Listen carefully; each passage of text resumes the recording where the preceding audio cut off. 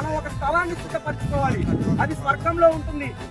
ఆ స్వర్గంలోనికి స్థలం సిద్ధపరచుకోవాలంటే ఈ లోకంలో నువ్వు రక్షణ పొందాలి. ఈ లోకంలో నువ్వు మారు మనసు పొందాలి. నువ్వు రక్షణ మారు మనసు పొందితే నీకు స్వర్గంలో నీకు అర్హత ఉంటుందని మీ అందరికీ తెలియజేస్తున్నామండి. ప్రియమైనటువంటి గ్రామ ప్రజలారా, యేసుక్రీస్తు ప్రభువు వారిని తెలుసుకోండి, మారు మనసు పొందండి, రక్షణ పొందండి. పాపం నుంచి తప్పిస్తాడు, భయంకరమైనటువంటి నరకాన్ని నుంచి తప్పిస్తాడని మీ అందరికీ తెలియజేస్తూ ఈ మాటలు పడిన వేళలలో తరి చేర్చిన దేవా, అవమానపు చీకటిలో బలమిచ్చిన నా దేవా.